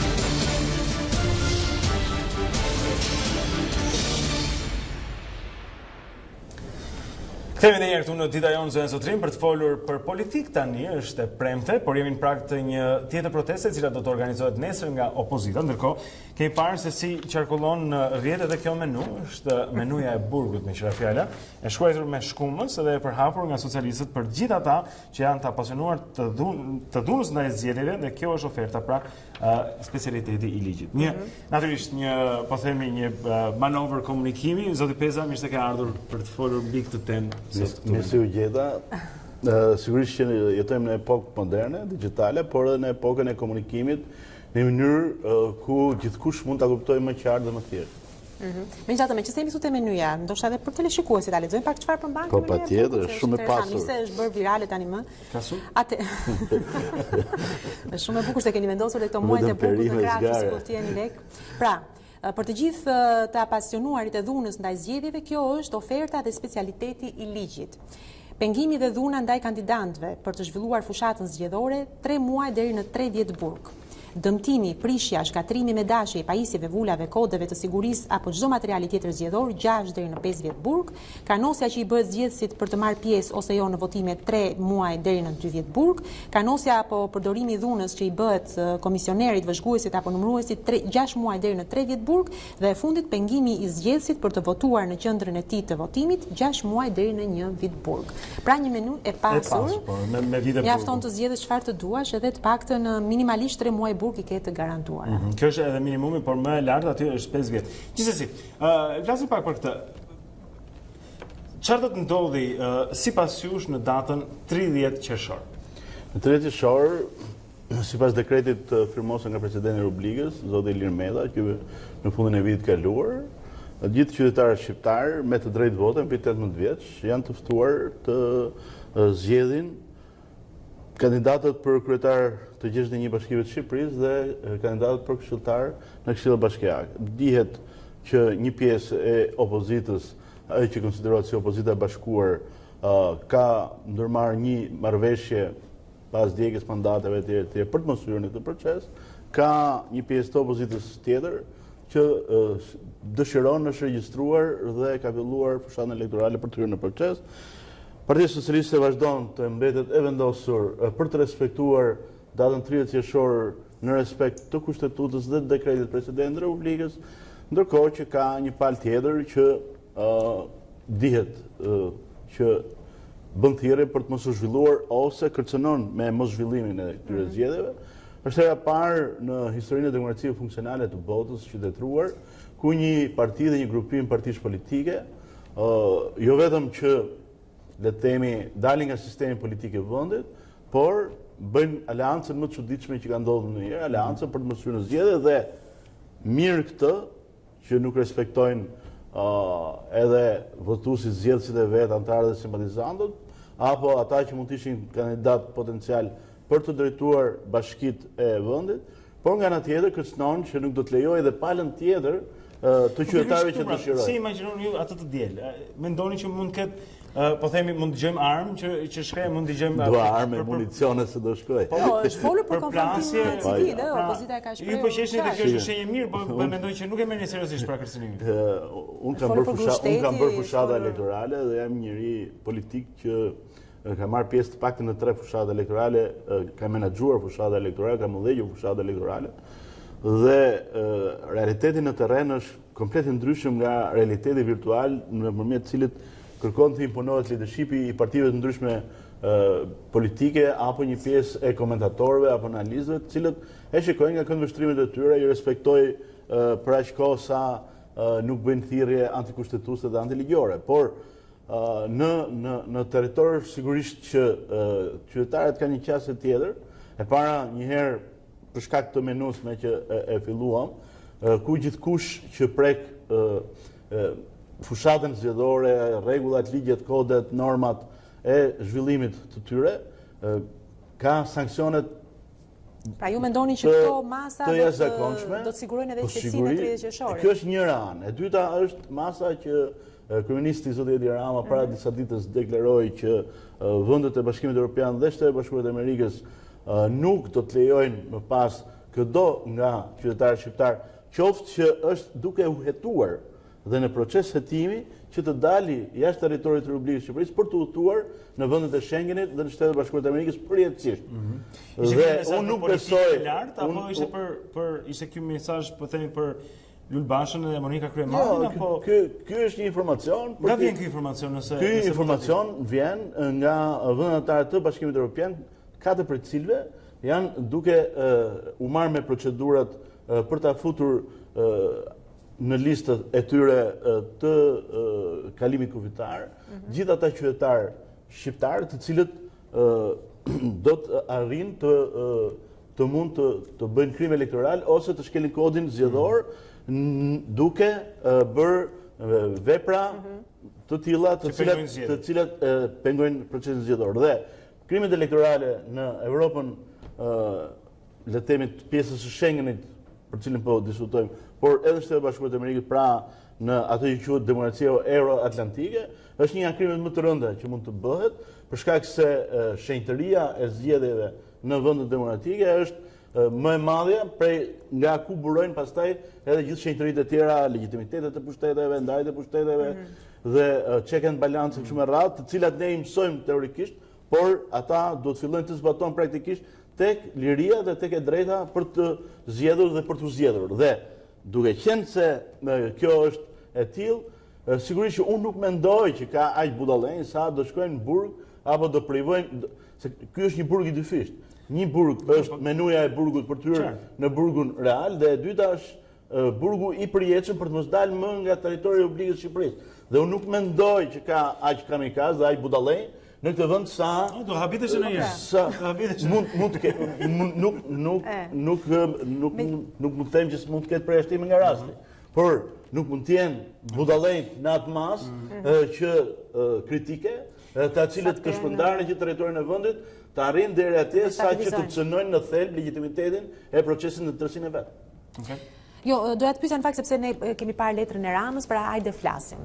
Ndërkohë pam edhe mbas komentit që bën edhe CDU-CSU pra për shtyrje ndoshta të mundshme të zboj. Ata propozonin një shtyrje të 30 qershorit, pam dhe reagimin e zotit Basha që dukeshe i gatshëm për ta pranuar këtë lloj marrëveshje në thonjza. Do të ishte e gatshme Partia Socialiste ose majoranca më saktë të shtynte ditën e zgjedhjeve, nëse do të vishte si kusht dhe mos largimi i Ramës pastaj. Tani ti marrim me radhë. E para mos duhet të lëshoni edhe ju pe deri diku apo jo, për hir të krizës dhe për hir të situatës ku jemi. Tani, okay, kur thua hajde flasim, do të thotë që do të krijosh një marrëveshje, do të thotë që do tolerosh diçka, jo vetëm ti, por edhe kundërshtari yt. Okay. Ju çfarë jeni të disponuar? E para një herë çdo gjë fillon nga komunikimi. Në ndryshim nga gjithë qenet e tjera mbi këtë glob, qenet njerëzore kanë avantazhin se kanë komunikimin, kanë gjuhën, kanë bashkëbisedimin dhe pikërisht këtu fillojnë. E para është fjala, thotë edhe Bibla. Dhe nëse ne nuk fillojmë nga kjo një herë, që ne të pranojmë që të ulemi në dialog pa kushte, të gjitha të tjerat pastaj janë derivate të dialogut. Ose derivate të munguara për shkak të një dialogu të refuzuar. Dhe në këtë kontekst duhet të them që oferta për dialog e kryeministit Edi Rama është në tryezë, dora është e shtrirë çdo ditë. Ka muaj të tërë, javë të tëra, ditë të tëra që i keni dëgjuar në parlament, në takime elektorale, në takime politike, në takime qeveritare, në takime të ndryshme, ku kryeministri, kryetari i Partisë Socialiste ka deklaruar gjithmonë që dora e socialistëve, dera e socialistëve është e shtrirë dhe është e gatshme për dialog. E njëjta gjë edhe në 2 letrat e fundit, nuk do ishte çudi unë kam bërë një pra s'do ketë një shtrëngim duar si kjo që sapo pan thonë. Po nuk është çështje vetëm e shtrëngimit duar. Po mirë, simbolikisht flasim. Ato që në Shqipëri vazhdojnë të jenë lajm ato që nuk duhet të ishin lajme dhe të mos jenë lajme ato që faktikisht duhet të ishin lajme të rëndomta. Pra ne vazhdojmë të quajmë lajm ato takohen. Më kupton? Pra jemi akoma mbas 30 vjetësh demokraci në një situatë që ato takohen, ata japin ja dha dorë. Dhe kur ja jep dorën, ai shtrëngimi i dorëve, do ka 10 vjet atje në program. Është vërtet, por unë mendoj ky është faji politikës që shumë rralli shtrëngon duar njëra tjetrës dhe shikoj se çfarë ndodh tani. Nga njëra anë jeni ju që e përshkruani zotin Rama si dikë që shtrin dorën dhe shikoj. Jo, nuk e përshkruaj unë. Jo, dakor. Përshkruajnë deklaratat e tij dhe qëndrimet e tij të përditshme politike. Thatë njëjtën gjë me studentët kur do flasim, i thotë Lul Bashës njësoj si studentëve kur do flasim së bashku, duke se i ka ato gjëra e lezetshme të veta. Çështja e kulturës komunikimit dhe mënyrës komunikimit. Aftësia e tij, do të themi. Por nga ana tjetër ata e përshkruajnë zotin Rama si po themi burimi i gjithë të zezave. Ai është burimi i gjithë të këqijave dhe ka o është burr i mirë që shtrin dorën për dialog, o është ai që thon demokratët se është Belzebubi në këtë vend dhe duhet shporur. Pra, cila është? Shiko, cila është? Tani si mund të takohen me, më kupton? Se kush është Edi Rama në aspektin politik dhe për qytetarët shqiptar, ata kanë të drejtë një herë në 4 vjet ta shprehin këtë votë e kanë shprehur. Edhe në 2013 kur i dhan mundësinë që drejtonte qeverinë, edhe në 2017 kur i dhan mundësinë për herë të parë mbas 30 vjetësh që një parti politike si Partia Socialiste dhe një kryetar i kësaj partie si Edi Rama ta krijonin vetëm qeverinë dhe ta udhëhiqnin të vetëm këtë vend. Dhe jemi në fazën tani kur humbën zgjedhjet 2015-sh, opozita e bashkuar humbi zgjedhjet 2017-sh dhe e dinin që ishte e treta e vërteta që do mundeshin, ishte too much për ta, ishte shumë për Lul Bashën, i cili do i kërkonin llogari, e mbani mend që i than kur humbi 2017, dhe në këto kushte, çfarë po bëjmë? Po bëjmë lojën e strucit, hajde të fshihemi se po që se ne nuk hymë, nuk e qujmë që ne ka rrahur, nga pikpamje politike dhe elektorale. Për sa i përket pastaj deklaratës së 2 përfaqësuesve të grupimit më të madh parlamentar në Bundestagun gjerman, që i bëjnë thirrje, kishin 3 pika letra e tyre të djeshme, një nga cilat ishte edhe thirrja për dialog ku Edi Rama është i hapur. Një nga thirrjet ishte që edhe data e zgjedhjeve të mund të konsiderohet.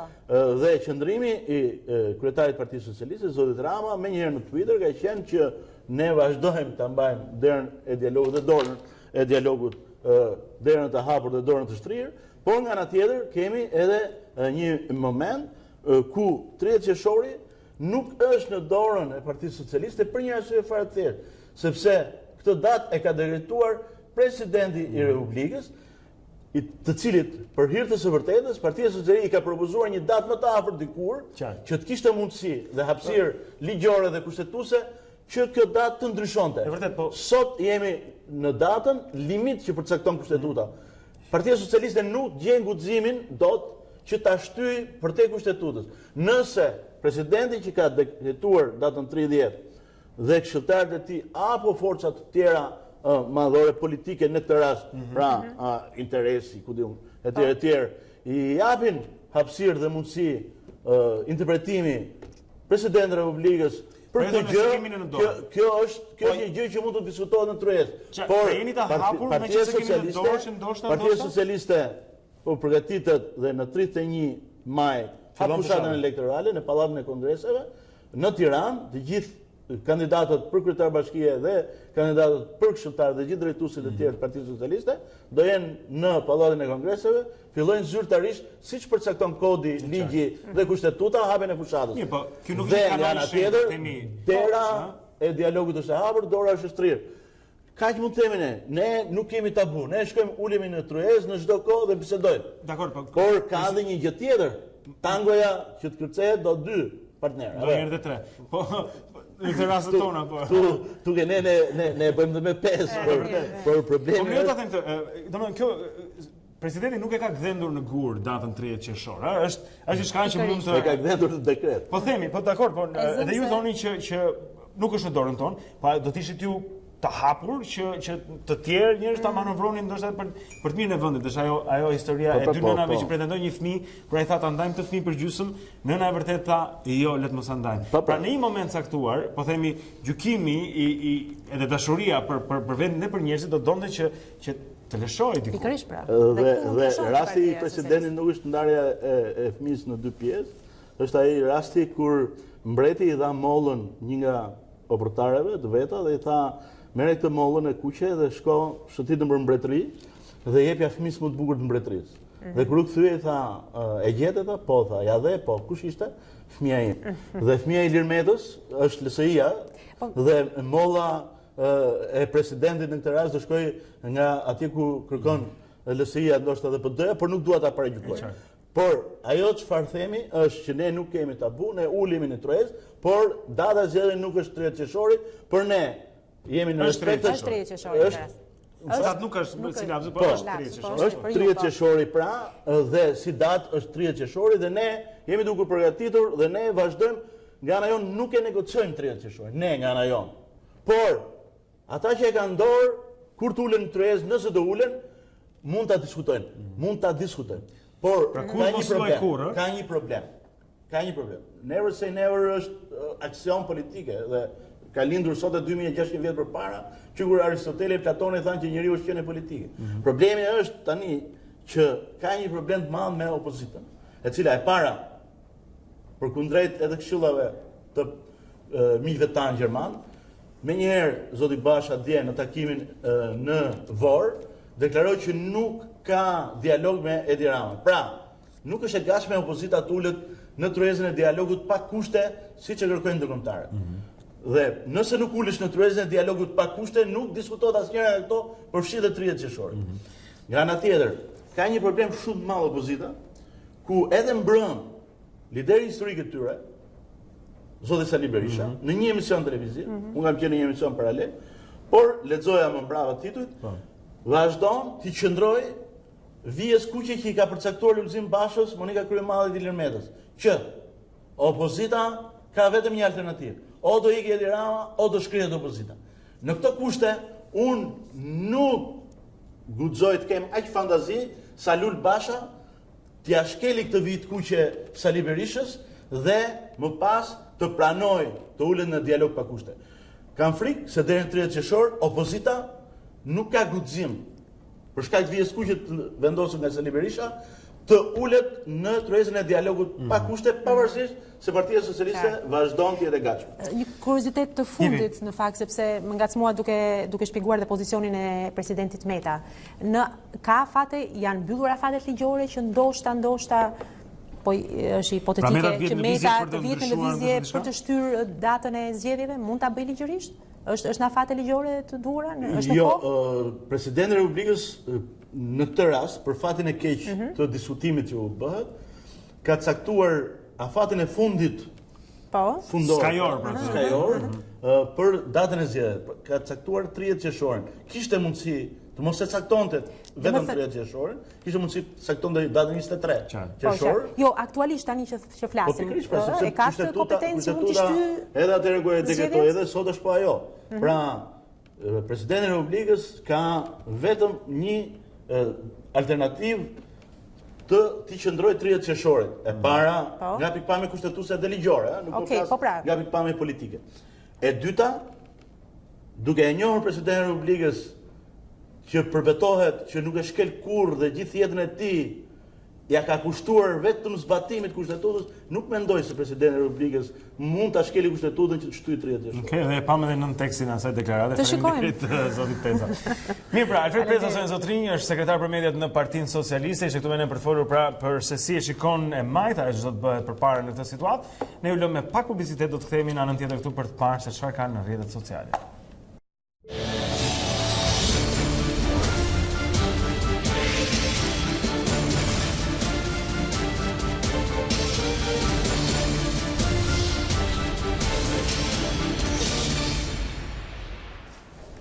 Sërish së bashku tani për të kaluar tek rrjetet sociale për të parë çfarë ka interesante dhe si për këtë na ndihmon Erion Dushi, kolegu ynë i cili është këtu me ne në studio.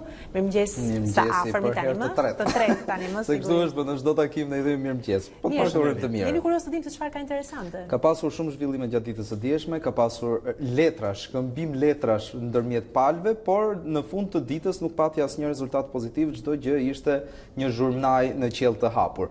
Kështu e nisim menjëherë nga një ofrim që kanë bërë dy dy deputetët gjerman të CDU-CSU-s për të qenë ndërmjetësues të dialogut, kundër të tjera theksuan që ata e shohin problematik demokracinë e vendit në qoftë se në zgjedhjet e 30 qershorit nuk do të ishte edhe opozita e bashkuar që të merrte pjesë në to. Nga ana tjetër, ka pasur gjithashtu një falënderim edhe një dakordsim deri diku të palëve, ku nga njëra anë Edi Rama thotë unë jam gati që të bëhem pjesë e dialogut, por zgjedhjet mbajnë më 30 qershor datën që ka caktuar presidenti. Nga ana tjetër, është edhe Lulzim Basha që thotë ne jemi shumë dakord për ndërmjetësimin tuaj për zgjedhje të lira dhe të ndershme, por kjo nuk do të thotë që ne do ulemi në tavolinën e dialogut me Edi Ramën kryeministër, gjë që e theksoi edhe gjatë mbledhjes që bëri në Vorë mbrëmjen e djeshme. Më saktësisht ai thotë në emër të Partisë Demokratike dhe të opozitës së bashkuar, konfirmoi gatishmërinë tonë për zgjedhje të lira dhe të ndershme dhe mirëpres angazhimin e Gjermanisë për zgjidhjen e kësaj krize dhe hapjen e rrugës europiane të Shqipërisë. Pra nuk bëhet fjalë për dialog, nuk bëhet fjala që mungon pra. Ai fjalën që mungon në këtë rast nuk ka lajm. Kështu mund ta quajmë ndryshe. Zhvendosemi më tutje për të parë zhvillime të ndryshme. Politika ka shumë qarkullime të ftesave, sikurse e thash në fillim, por edhe të mohimeve. Kështu, gjatë ditës së dieshme ka qenë letra e dytë brenda 24 orëve që kryeministri ka adresuar kreut të Partisë Demokratike, kundër të tjera thotë që i dashur Lulzim, për fat të mirë ju sjeni vetëm në këtë vend dhe as ata që do të vijojnë t'ju ndjekin aventurën tuaj të pashoqe, gjithnjë më të paktën nuk janë as far populli i këtij vendi, i cili lirinë dhe të drejtën për të zgjedhur nuk ja ka marrë borxh juve apo mua, por po ashtu nuk ju ka borxh as juve, as muaj, as kujt në botë mos mbajtjen në kohë të zgjedhjeve të radhës. Kështu që përsëri ju bëj publikisht thirrje, thot kryeministri, e janë të ulemi në tryezën e dialogut pa kushte dhe pa humbur kohë. E rrufeshme gati ka qenë përgjigjja e kreut demokrat në lidhje me këtë ftesë të kryeministrit, ku thotë se duke pasur parasysh situatën ku ndodhet sot vendi, është disi e vështirë, pasi reforma në drejtësi nuk ka dhënë frutet e saj deri në fund. Ne kemi sot një gjykatë kushtetuese jo ekzistente, kemi gjithashtu, ju lutem kaloni te postimi i radhës.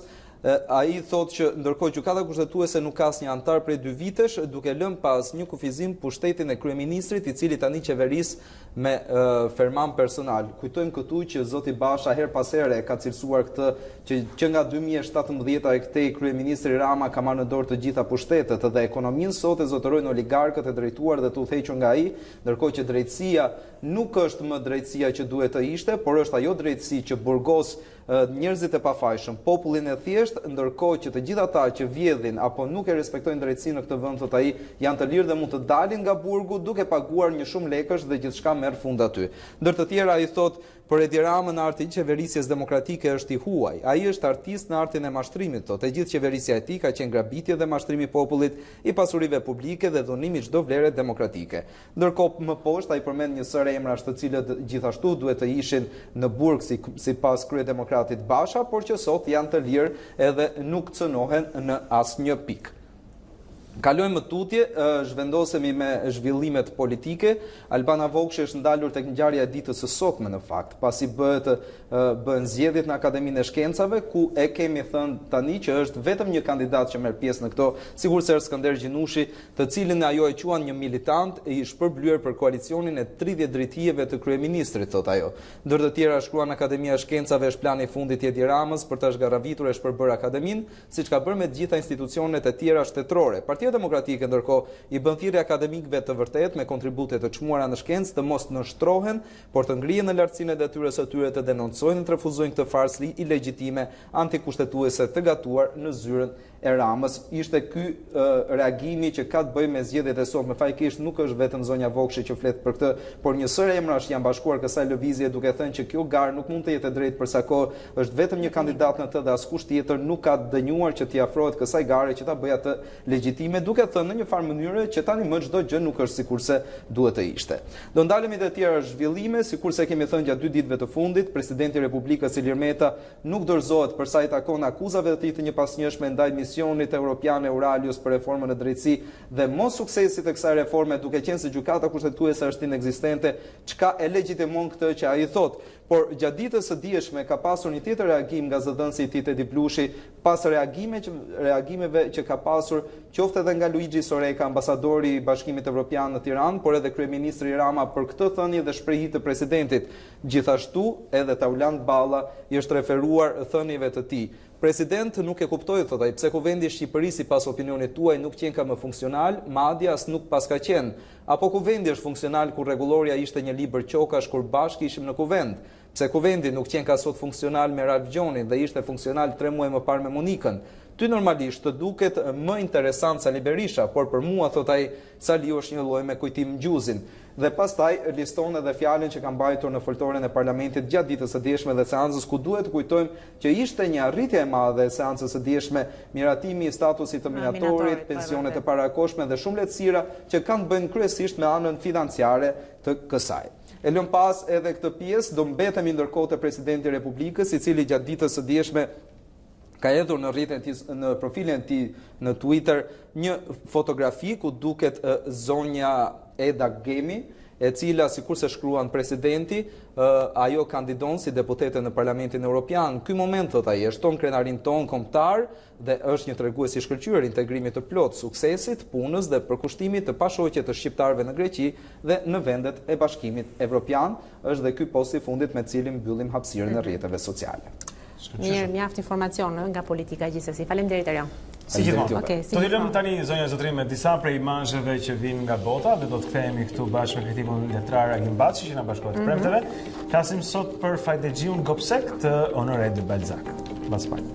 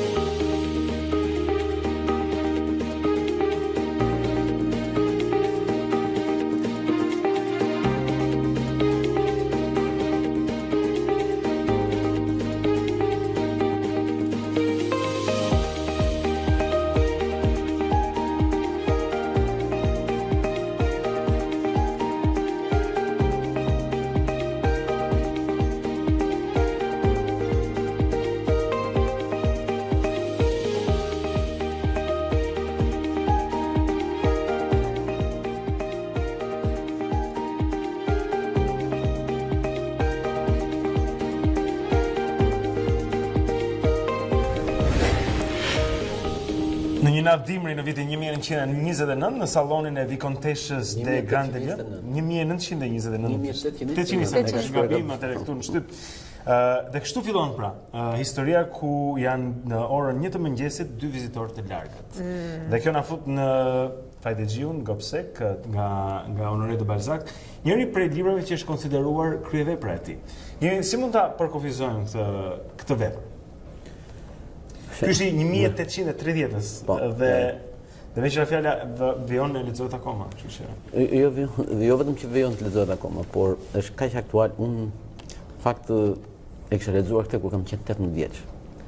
Dhe unë realizimet i kam shumë për zemër, në fakt. Edhe për disa libra që më kanë mbetur gjatë në mendje dhe gjej disa arsye pse kam menduar kaq gjatë.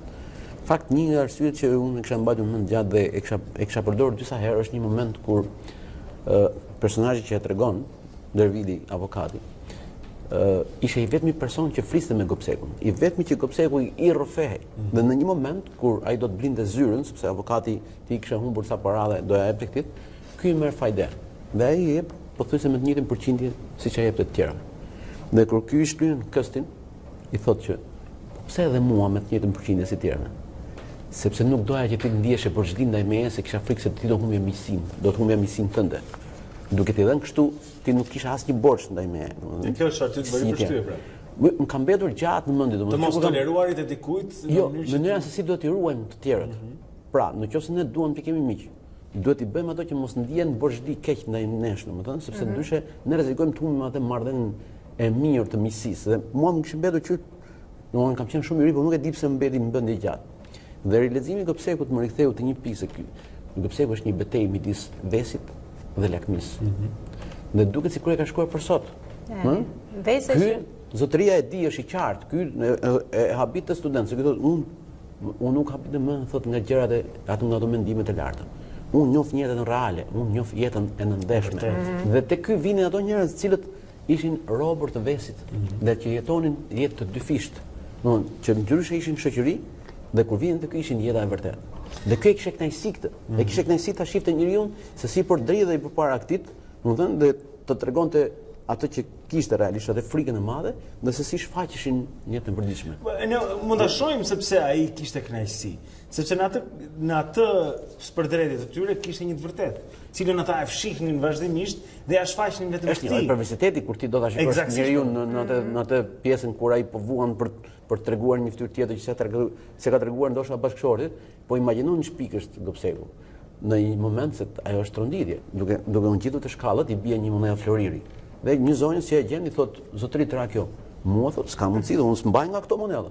Sepse për te ishte e pamundur ta ditë dikush tjetër që ky ishte ai, nuk donte, domethënë. Ky drejtonte gjithë jetën e ndeshme, por nuk donte që ta dinin dhe nuk pranoi monedhën që i ra vet në xhepi, për shkak se nuk donte që askush të dinte që ky ishte zotëria që kishte këto monedha. Dhe ky ditë çdo gjë ta saj pjesë të errët. Fakt ku çon besë dhe lakmia. Te kjo është betejë. Ky jeton përmes lakmisë, domethënë, por furnizimi këtij është bota e vesit. A jemi sot përballë këtë gjë, lakmi dhe ves? A kemi këtë përballje të fuqishme të jashtëzakonshme në shoqëri? Balzaku në mënyrë të mrekullueshme këtë ka arritur ta pikturoj pa ardhur kjo botë e furishme e bankave, e kredive, e një lloj kështu.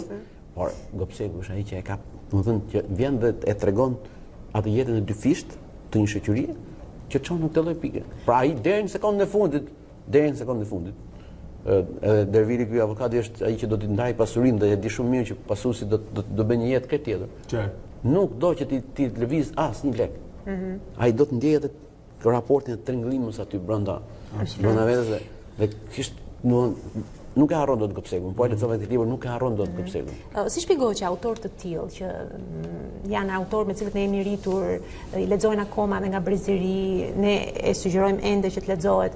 Cili është çelësi i suksesit të këtyre autorëve që themi nuk dalin asnjëherë nga moda, nëse mund të shprehemi në këtë mënyrë? Balzaku jo vetëm që nuk do dali kurrë nga moda, po Balzaku do vijojë, të lexohet e të rilexohet, për shkak se është nga ato autorë që ka përshkruar karaktere si askush tjetër. Është nuk e harron dot as Xhagorojën, nuk e harron as Evgjeni Granden. As ke iluzionet të humbura kur ti lexon nuk e harron dot atë personazhin. As kolonel Shaberin që kthehet si i vdekur dhe nuk ka vend për gjallët, domethënë sepse e din të vdekur dhe e ka ndërtuar jetën me atë të qenurit të tillë dhe nuk ka vend për atë në këtë botë, domethënë. Dhe Gopseku vjen me atë tringëllimin e madh, frikën dhe kupton që në qoftë se jeton midis vesit dhe lakmisë, përfundimi është i tillë që ti do përfundosh në jetë dyfisht. Dhe do jesh gjithmonë i trazuar. Furnizimi i lakmisë është vesi. Kontrolli mbi vesin është lakmia. Dhe është problemi i madh sot i përbotshëm dhe sado modern që duken njerëzit, këtu janë te kjo pika. Nëse betejë midis vesit dhe lakmisë në subjektin e kësaj, pra aty ku e kapim historinë. Pra kemi në qendër një zonjë e cila është po themi e pakënaqur dhe me jetën e vet, me bashkëshorten e vet dhe fillon një aferë, pra, për cilën i duan para një nga personazhet. Po pra. Davidi ai avokati që e rrëfen këtë, e rrëfen në një fillim kur një zonjë don që e bija mos vazhdojë me kontin dhe ky ja tregon prit se do t'ju tregoj një histori. Në fakt konti ishte ai që do të trashëgonte pasurinë e Gopsekut, dhe se si ndryshon atë raportin të një tregimi krejt tjetër nga ajo që zonja kishte menduar. Dhe pastaj përmes jetës që kishte bërë, sepse ky kishte fqinj Gopsekun, ishin në një pallat, ishte qiraxhi, madje kur iku ky Gopseku e mori dhe dhomën që mos kishte njëri që askush mos ta përgjonte, por ky ishte i vetmi që kishte folur. I vetmi që kishte këmbyer, sepse donte edhe ai trofej diku. E kishte pamundur ta mbante vetë atë raport. Në rrëfen gjithë këto mekanizmat se si Gopseku kontrollonte jetën e qytetit dhe dinte se cilët ishin zonjat që bëshin jetë mondane, ndërkohë që merrnin dhe firmosin kambiale te Gopseku, zotërinë që lunin Bixhos, ose që për shkaqe nga më dyshmit kishin humbur për shkak të jetës luksoze, kishin humbur dhe vinin firmosin kambiale dhe ky përmes kësaj rrjete jetonte dhe ndërtonte, dhe kontrollonte gjithë jetën e qytetit.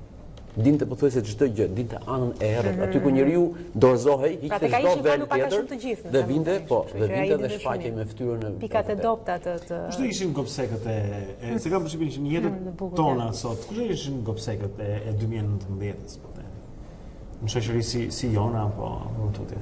Ta furnizues të vesit, këta nxitës të, po themi, të gjërave të nëndeshme, tradhtisë, lakmis, babzis.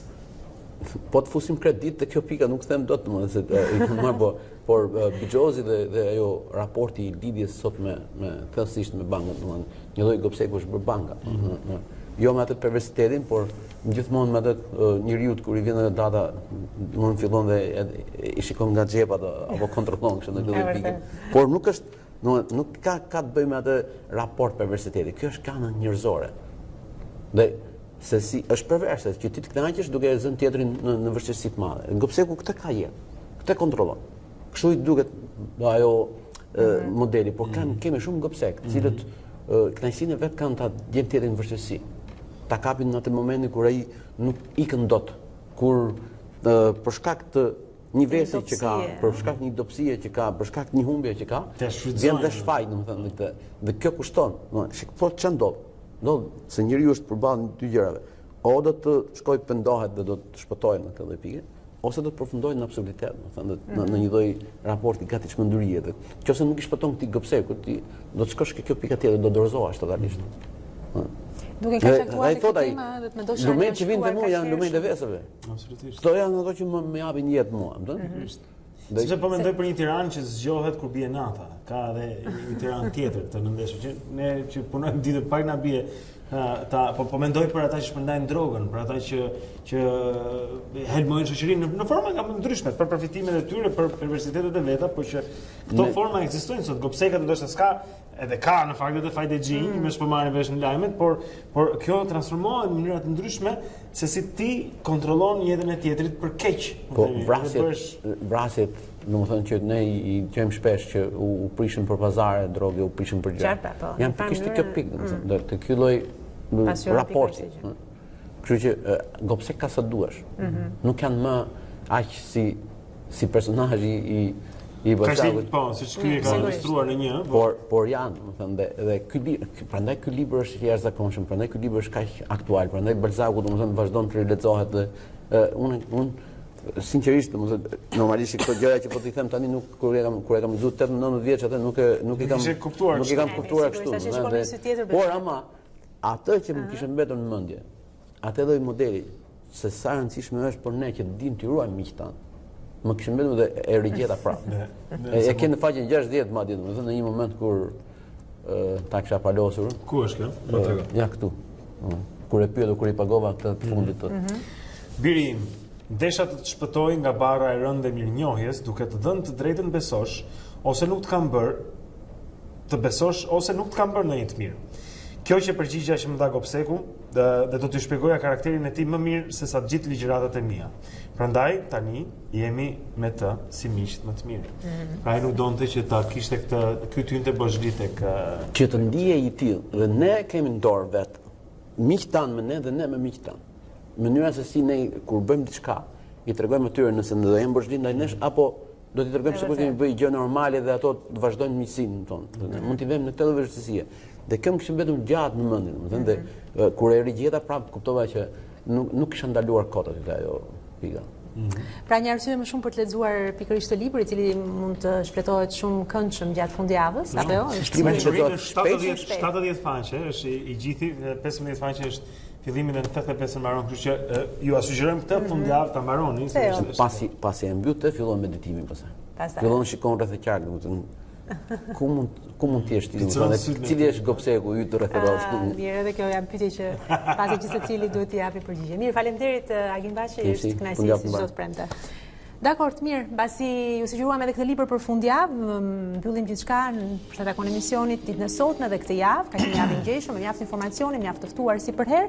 Ju kujtojmë që gjatë shtunës dhe të dielës keni mundësi të shikoni ritransmetimin të mjaft bisedave që ne realizojmë këtu në studio gjatë paraditës, kështu që mos e humbisni. E vërtet, por të shtunën dua t'ju kujtoj se në A2 do të mund të ndiqni live dhe nga çdo kënd edhe protestën e radhës që opozita ka thirrur datën 25 siç i bie. Kështu që mbaheni tek A2 për të qenë të mirë informuar.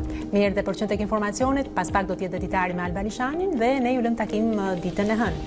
Shihoni fundjavën tuaj. Mirupafshim.